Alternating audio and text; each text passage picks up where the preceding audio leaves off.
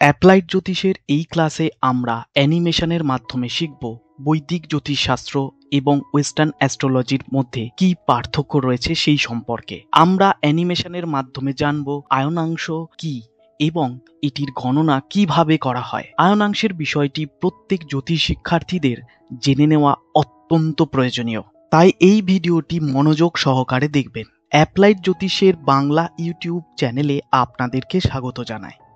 জ্যোতিষশাস্ত্রকে basic level থেকে advance লেভেলে শিখতে এই চ্যানেলের প্রত্যেকটি ভিডিও পর পর দেখুন। এই ক্লাসগুলি দেখার মাধ্যমে জ্যোতিষশাস্ত্রকে শিখুন এবং অ্যাপ্লাইড জ্যোতিষে লগ ইন করে পরীক্ষা দেওয়ার মাধ্যমে বিনামূল্যে সার্টিফিকেটও সংগ্রহ করতে পারবেন। প্রথমেই আমরা জানব বৈদিক জ্যোতিষ অনুসারে গ্রহের অবস্থান কিভাবে গণনা করা হয়। এটি হলো মহাকাশে অবস্থিত বিভিন্ন গ্রহের গতি, যেটি সূর্যকে কেন্দ্র করে প্রত্যেকটি গ্রহ এইভাবে ঘুরে চলেছে। বৈদিক জ্যোতিষশাস্ত্রে গ্রহের অবস্থানের গণনা পৃথিবীকে কেন্দ্র করে সৌরমণ্ডলের চারিদিকে অবস্থিত অসংখ্য তারার মণ্ডলের সাপেক্ষে করা হয়। এই তারার মণ্ডলটিকে 12টি সমান ভাগে ভাগ করলে 12টি রাশি এবং 27টি সমান ভাগে ভাগ করলে 27টি নক্ষত্র পাওয়া যায়। রাশি এবং নক্ষত্র নিয়ে আলাদা দুটি অ্যানিমেটেড ভিডিও ইতিমধ্যেই আমাদের চ্যানেলে প্রকাশ করেছি। দুটি ভিডিও না দেখে থাকলে অবশ্যই দেখে নেবেন। এই দুটি ভিডিওর লিংক ডেসক্রিপশনে দেওয়া থাকবে। এই রাশি বা নক্ষত্র মণ্ডলটি স্থির হিসাবে বিবেচিত হয়, কারণ এগুলি পৃথিবী থেকে অনেক আলোকবর্ষ দূরে অবস্থিত।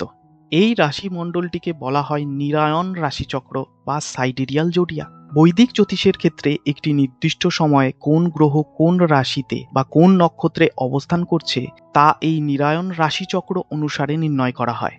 এইবার জেনে নেওয়া যাক ওয়েস্টার্ন অ্যাস্ট্রোলজিতে গ্রহের অবস্থান কিভাবে নির্ণয় করা হয়। ওয়েস্টার্ন অ্যাস্ট্রোলজির ক্ষেত্রে রাশিমণ্ডলের অবস্থান গণনা করা হয় সূর্যের অবস্থানের উপরে ভিত্তি করে। বিষয়টিকে বুঝতে গেলে আমাদেরকে প্রথমে বুঝে নিতে হবে পৃথিবীর উত্তরায়ণ, দক্ষিণায়ন, শরৎ বিষুব এবং বসন্ত বিষুব সম্পর্কে বিস্তারে।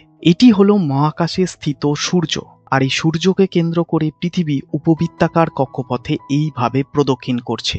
পৃথিবীকে লক্ষ্য করে দেখুন, এটি হলো পৃথিবীর উত্তর গোলার্ধ এবং এটি হলো পৃথিবীর দক্ষিণ গোলার্ধ। এখানে পৃথিবী তার নিজের অক্ষের সাপেক্ষে প্রায় 23.5 ডিগ্রি এইভাবে বেঁকে রয়েছে। এই 23.5 ডিগ্রি বেঁকে থাকার কারণে পৃথিবীর সম্পূর্ণ এক বছরের গতিপথে কখনো দক্ষিণ গোলার্ধে সূর্যের আলো বেশি পড়ে, আবার কখনো উত্তর গোলার্ধে সূর্যের আলো বেশি পড়ে। ফলস্বরূপ দিন রাতের পার্থক্য হয়। এখন আমরা এই সমগ্র কক্ষপথটির উপর বছরের নির্দিষ্ট সময় 4টি অবস্থান নিয়ে নিলাম। এই 4টি অবস্থান খুবই গুরুত্বপূর্ণ। 22শে ডিসেম্বর এই বিন্দুতে এইভাবে পৃথিবী অবস্থান করবে। এই সময় দক্ষিণ গোলার্ধে দিনের দৈর্ঘ্য সর্বোচ্চ হবে। এটিকে বলা হয় উইন্টার সলিস্টেট। এই দিন থেকে আগামী 6 মাসের জন্য উত্তরায়ণ শুরু হবে। এরপর পৃথিবী ক্রমশ অগ্রসর হবে এবং 20 বা 21শে মার্চ এই বিন্দুতে এসে পৌঁছাবে। এই দিন দিন এবং রাতের দৈর্ঘ্য সমান হবে। এটিকে বলা হয় স্প্রিং ইকুইনক্স বা বসন্ত বিষুব। পুনরায় পৃথিবী অগ্রসর হবে এবং 21শে জুন তারিখে এই বিন্দুতে পৌঁছাবে। এই দিন উত্তর গোলার্ধে দিনের দৈর্ঘ্য সর্বোচ্চ হবে। এটিকে বলা হয় সামার সলিস্টেট। আর এই দিন থেকে 6 মাস ধরে দক্ষিণায়ন চলবে। এরপর পৃথিবী ক্রমশ অগ্রসর হয়ে 22 বা 23শে সেপ্টেম্বর এই বিন্দুতে এসে পৌঁছাবে। এখানেও দিন এবং রাতের দৈর্ঘ্য সমান হবে। এটিকে বলা হয় অটম ইকুইনক্স বা বাংলায় যাকে বলা হয় শরৎ বিষুব। ওয়েস্টার্ন অ্যাস্ট্রোলজির রাশিমণ্ডলের অবস্থান নির্ণয় করা হয় যখন পৃথিবী ঠিক বসন্ত বিষুব বা স্প্রিং ইকুইনক্সের উপরে এসে অবস্থান করে এবং সেই সময় পৃথিবী থেকে সূর্যের কেন্দ্র দিয়ে টানা সরল রেখাই হলো মেষ রাশির সূচনা বিন্দু। অর্থাৎ এই সরল রেখাটি হলো 0 ডিগ্রি মেষ। এখান থেকেই প্রথম রাশি তথা মেষ রাশির সূচনা হচ্ছে। এইবার যদি এই সম্পূর্ণ 360 ডিগ্রিটিকে 12টি সমান ভাগে ভাগ করি, তাহলে 12টি রাশির অবস্থান আমরা পরপর পাবো। এখানে যে 12টি রাশির অবস্থান দেখতে পাচ্ছেন, এই সম্পূর্ণ রাশিমণ্ডলটিকেই বলা হয় ট্রপিক্যাল জোডিয়াক বা ক্রান্তীয় তথা সায়ন রাশিচক্র। এখন এখানে লক্ষ্য করে দেখুন, পৃথিবীর কক্ষপথে অবস্থিত এই 4টি বিন্দু স্থির নয়। সময়ের সাথে সাথে এই 4টি বিন্দুর অবস্থান পরিবর্তিত হয়। এটিকে বলা হয় বিষুবীয় অগ্রগমন বা প্রেসিশন অফ ইকুইনক্স। এর কারণ হলো পৃথিবীর অক্ষ স্থির নয়। প্রায় 26,000 বছরে এইভাবে এক পাক অর্থাৎ 360 ডিগ্রি প্রদক্ষিণ করে। ফলে প্রত্যেক বছর খুব সামান্য হলেও এই 4টি বিন্দুর অবস্থানের পরিবর্তন হয়। এর ফলে সায়ন রাশিমণ্ডলের সূচনা বিন্দু অবস্থানেরও পরিবর্তন হয়। এইভাবে একটু আগেই আমি ব্যাখ্যা করেছি যে বৈদিক জ্যোতিষের ক্ষেত্রে সাইডেরিয়াল জোডিয়াক বা নিরায়ন রাশিচক্র সময়ের সাপেক্ষে স্থির হিসাবে অবস্থান করে। আবার এইমাত্র ব্যাখ্যা করলাম ট্রপিক্যাল জোডিয়াক বা সায়ন রাশিচক্র স্থির নয়। ফলে নিরায়ন রাশিচক্র এবং সায়ন রাশিচক্রের মধ্যে একটা কৌণিক পার্থক্য তৈরি হয়। বিষয়টিকে বোঝার জন্য অ্যানিমেশনের আরেকটি ডায়াগ্রাম দিয়ে বিষয়টিকে ব্যাখ্যা করা যাক। এটি হলো বৈদিক জ্যোতিষশাস্ত্রের 12টি রাশির মণ্ডল, যেটাকে আমরা নিরায়ন রাশিচক্র বলছি। এবং এই নিরায়ন রাশিচক্রের ভিতরে অবস্থিত এটি হলো ওয়েস্টার্ন অ্যাস্ট্রোলজির 12টি রাশিচক্রের মণ্ডল। এটি হলো সায়ন রাশিচক্র। এবং এই নিরায়ন রাশিচক্রের ভিতরে ওয়েস্টার্ন অ্যাস্ট্রোলজির 12টি রাশিমণ্ডল, যেটিকে আমরা সায়ন রাশিচক্র বলছি, এটিকে এঁকে নিলাম। যেহেতু বৈদিক জ্যোতিষশাস্ত্রের রাশিমণ্ডল তথা নিরায়ন রাশিচক্রটি সময়ের সাথে সাথে স্থির, অর্থাৎ বছরের পর বছর ধরে এটি একই স্থানে স্থির থাকবে, কিন্তু ওয়েস্টার্ন অ্যাস্ট্রোলজির রাশিমণ্ডল তথা সায়ন রাশিচক্র প্রত্যেক বছর একটু একটু করে সরে যাবে। নির্দিষ্ট বছর পর এই দুটি রাশিমণ্ডল অর্থাৎ নিরায়ন রাশিচক্র, যেটি বৈদিক জ্যোতিষের ক্ষেত্রে ব্যবহার করা হচ্ছে, এবং সায়ন রাশিচক্র, যেটি ওয়েস্টার্ন অ্যাস্ট্রোলজির ক্ষেত্রে ব্যবহার করা হচ্ছে, এই দুটি রাশিমণ্ডলের মধ্যে একটি ডিগ্রির পার্থক্য হবে। আর এই ডিগ্রির পার্থক্যকেই বলা হয় আয়নাংশ। অর্থাৎ আয়নাংশ হলো নিরায়ন রাশিচক্র এবং সায়ন রাশিচক্রের মধ্যে কৌণিক দূরত্ব। ভারতীয় জ্যোতিষশাস্ত্রে একাধিক আয়নাংশের প্রচলন রয়েছে।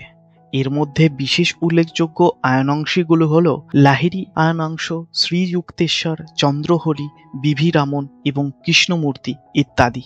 প্রত্যেকটি আয়নাংশের গণনা এইভাবে করা হয় যে বহু বছর পূর্বে যখন নিরায়ন রাশিচক্র এবং সায়ন রাশিচক্র একই স্থানে একই বিন্দুতে অবস্থান করত, সেই বছরের সাপেক্ষে একজন আয়নাংশের প্রণেতার এই বছরগুলি নিয়ে ভিন্ন ভিন্ন মতামত রয়েছে। যেমন বিভি রামনের মতে 397 সালে নিরায়ন রাশিচক্র এবং সায়ন রাশিচক্র একই স্থানে অবস্থান করত। আবার কৃষ্ণমূর্তির রিসার্চ অনুযায়ী এই সালটি হলো 291 খ্রিস্টাব্দ।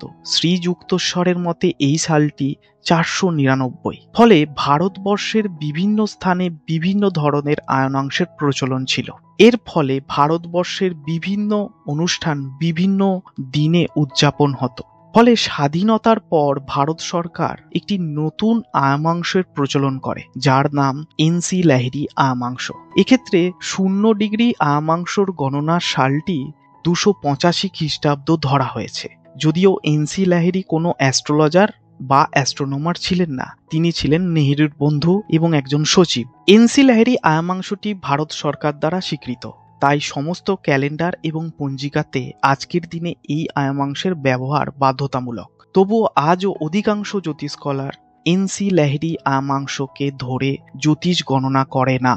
আমরা অ্যাপ্লাইড জ্যোতিষ পদ্ধতিতেও জ্যোতিষ বিচারের ক্ষেত্রে এনসি লাহিড়ী আয়নাংশের ব্যবহার করি না। যদিও অ্যাপ্লাইড জ্যোতিষের ওয়েবসাইটের সমস্ত অ্যাস্ট্রোলজিক্যাল সফটওয়্যার, পঞ্জিকা এবং ক্যালেন্ডারে একাধিক আয়নাংশের অপশন আপনি পাবেন। এখানে লক্ষ্য করে দেখুন, প্রায় সমস্ত ধরনের আয়নাংশ অনুযায়ী আপনি গণনা করতে পারবেন। এইবার আমরা বুঝবো অয়নাংশ এত কেন গুরুত্বপূর্ণ।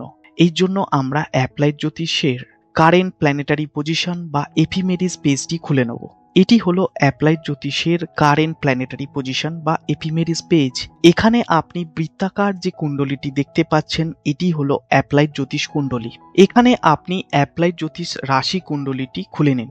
এখন একটি নির্দিষ্ট তারিখে গ্রহের অবস্থান লক্ষ্য করুন। এখানে রাশি কুণ্ডলীতে যে গ্রহের অবস্থান দেখছেন, সেটি হলো বাই ডিফল্ট এনসি লাহিড়ী অয়নাংশ অনুযায়ী। এইবার যদি এই আয়নাংশের অপশনে ড্রপ ডাউনে বিভি রামন অয়নাংশ সিলেক্ট করেন, তাহলে দেখবেন গ্রহের অবস্থানগুলি একটু একটু করে সরে গেল। অর্থাৎ এই অয়নাংশের উপরে কোন গ্রহ কত ডিগ্রিতে কোথায় অবস্থান করবে সেটি নির্ভর করছে। তাই সঠিক অয়নাংশের নির্বাচন জ্যোতিষ বিচারের জন্য অত্যন্ত প্রয়োজনীয়, কারণ এই ডিগ্রির পরিবর্তনের জন্য রাশির পরিবর্তন হয়ে যেতে পারে এবং ডিভিশনাল চার্টে ভাব পরিবর্তন হয়ে যেতে পারে। ফলে জ্যোতিষ বিচার একেবারে ভুল হতে পারে। যারা আমাদের ইউটিউব চ্যানেল থেকে জ্যোতিষশাস্ত্র শিখছেন তাদের জন্য এই ভিডিওর এই তথ্যগুলি অত্যন্ত গুরুত্বপূর্ণ, কারণ সঠিক অয়নাংশ ধরে জ্যোতিষের বিচার করাটা অত্যন্ত প্রয়োজনীয়। জ্যোতিষ শাস্ত্রকে বেসিক লেভেল থেকে অ্যাডভান্স লেভেল পর্যন্ত শিখতে আমাদের এই চ্যানেলের প্রত্যেকটি ভিডিও পরপর দেখুন এবং এই প্লেলিস্টটির প্রত্যেকটি ভিডিও অবশ্যই দেখুন। প্রত্যেকটি ভিডিওর নিচে কমেন্টস করুন এবং চ্যানেলটিকে সাবস্ক্রাইব করার মাধ্যমে আমাদেরকে আরও বেশি বেশি ভিডিও প্রকাশ করতে উদ্বুদ্ধ করবেন। আজকের মতো এই পর্যন্তই। নমস্কার। খুব ভালো থাকুন, সুস্থ থাকুন।